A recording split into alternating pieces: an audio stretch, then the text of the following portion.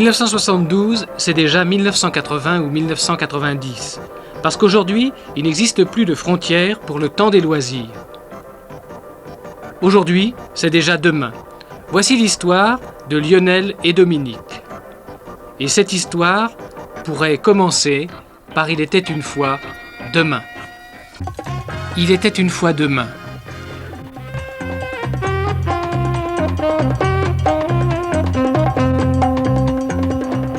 Lionel travaillait dans l'un de ces immeubles ultramodernes.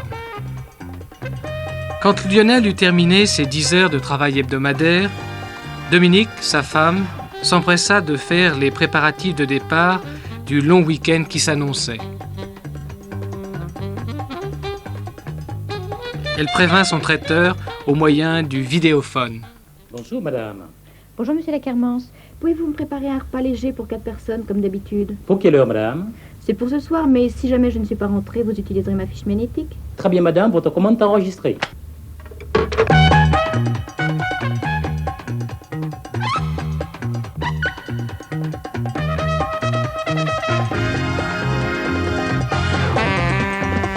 En ce temps-là, la manière la plus efficace de s'enfuir de la grande métropole vers les derniers espaces verts était encore ce qu'on appelait dans le 16e et à Neuilly l'antique RER.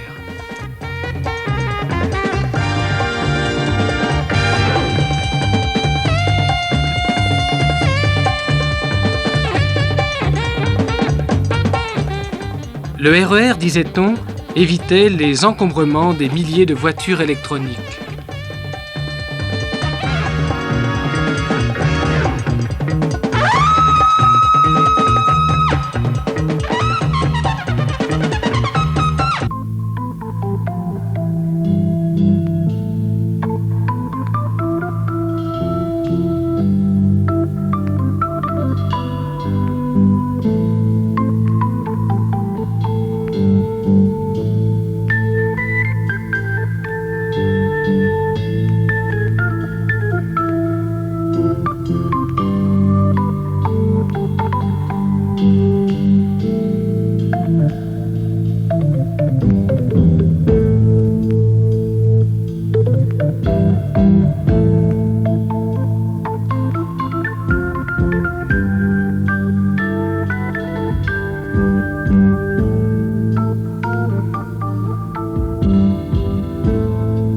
Plus tard, après la 3e grue, loin des pollutions, Lionel et Dominique atteignirent le pont du siècle dernier, qui reliait l'environnement de béton au refuge de verdure, où l'on pouvait encore poser ces coquilles habitables appelées maisons-bulles, et que l'on changeait tous les 10 ans comme une voiture, comme n'importe quel gadget, comme n'importe quel objet de consommation.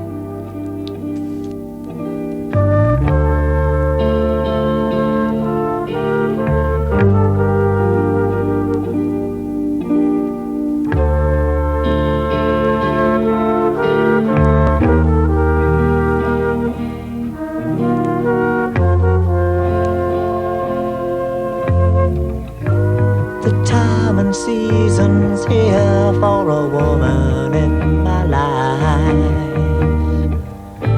When seeing you will be exciting. Our rhyme and reasons wrong, but the hidden. Moi, je vois le futur comme le domaine de la liberté. Cette charrette conviendrait très bien à ses loisirs. On l'envoie avec un cheval et ce serait très agréable de pouvoir galoper sans rencontrer de voiture dans la verdure. Vraiment, on verra les choses les plus extrêmes, aussi bien le rythme du scenic railway comme le rythme du trappeur dans la forêt. Moi, j'ai envie de vous dire que l'avenir, c'est aujourd'hui. Et qu'en définitive, si on cherchait la façon dont les gens vivront dans quelques dizaines d'années, on la trouverait dans la façon dont les gens vivent aujourd'hui, ici ou là, sans que tout le monde le sache, mais dans des manières de vivre qui sont déjà actuellement expérimentées, essayées, et dont on sait quel plaisir on peut en tirer et quel loisir on peut en tirer.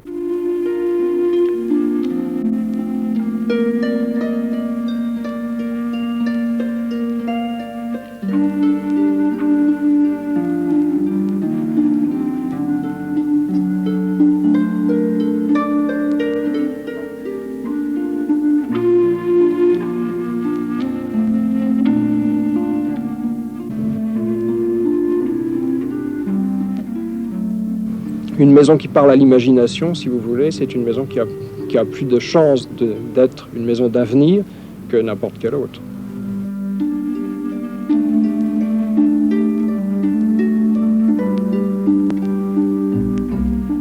On se fait une notion des loisirs qui est un peu particulière, dans le sens que cela comprend un peu un arrêt de travail.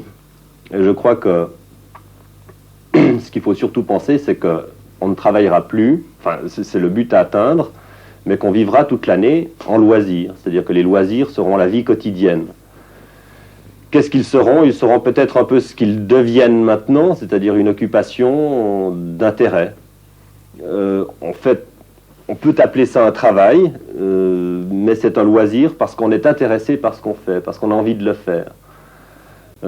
En titre d'exemple, on peut prendre un bricoleur qui répare une vieille ferme, par exemple, pendant ses loisirs. C'est une occupation de loisir.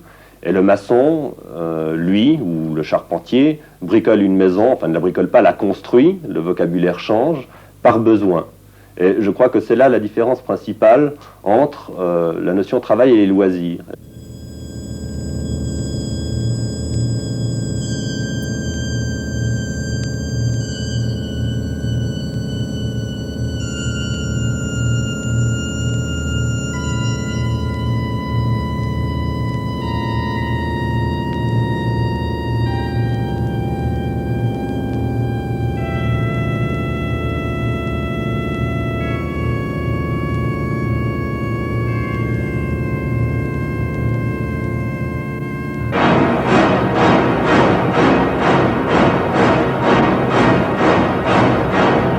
On a déjà pas mal de rêveurs en fait, mais il y a un élément qui est assez important et qu'ont réalisé Léonard de Vinci, presque plus que Jules Verne, c'est que si on veut arriver à faire passer une idée, passer une utopie même, on est obligé de faire quelque chose, de prouver, de réaliser. Bon, ben, Léonard de Vinci a fait des maquettes d'hélicoptères, il a fait voler des gars, il a fait quelque chose. Il a représenté son utopie, c'est-à-dire qu'il s'y est donné complètement.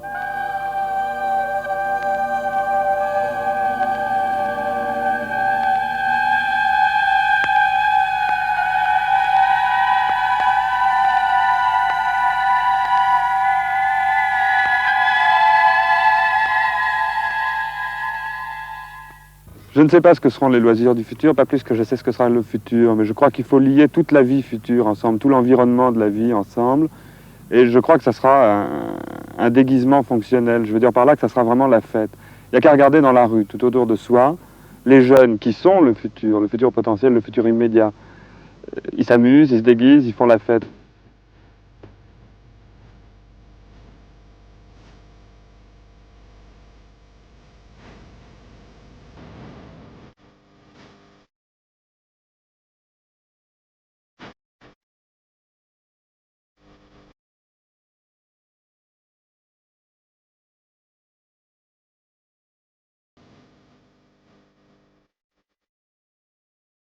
Je ne crois pas que l'architecture, que le design, que l'habillement en général doivent répondre à des dogmes, à des définitions précises. Je crois que l'essentiel, c'est vraiment la liberté. Il y a un mot d'ordre des lycéens actuellement qui fait florès, qui est « je ne suis pas contre les vieux, je suis contre ce qui les fait vieillir ».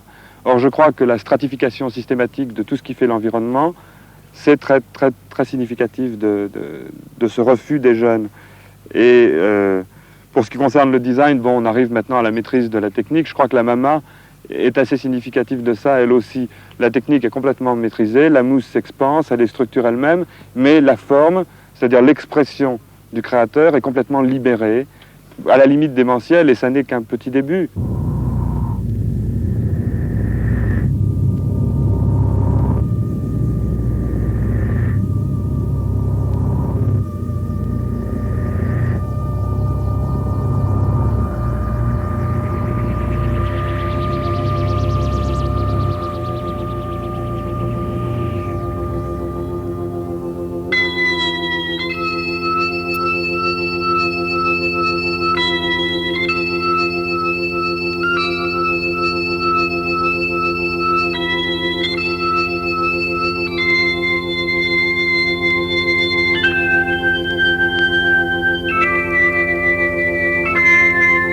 finalement tout part de la rue.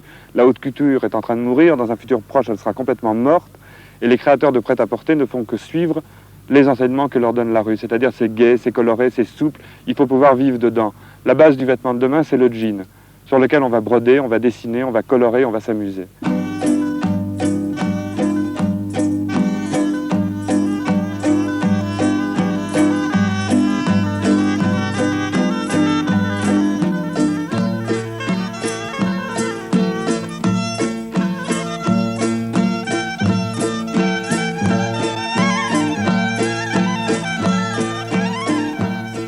Finalement, le futur, il est encore une fois caractérisé par les jeunes qui refusent cette cristallisation sur le passé, cette civilisation du bon goût, du bon ton, auquel s'accrochent les vieux. Quand je dis les vieux, je parle de vieux en esprit, pas artériellement, ça ne m'intéresse pas.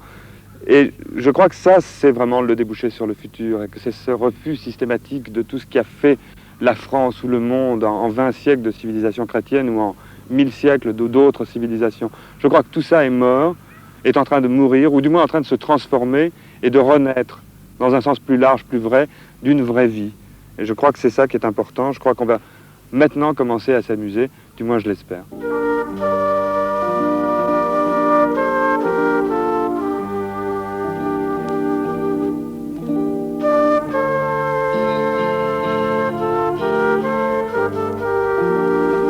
Ce week-end printanier de demain fut trop court, mais Lionel et Dominique imaginaient déjà ce que serait l'avenir de leurs enfants et ce que leur réserverait ce XXIe siècle tant attendu par les uns, tant craint par les autres.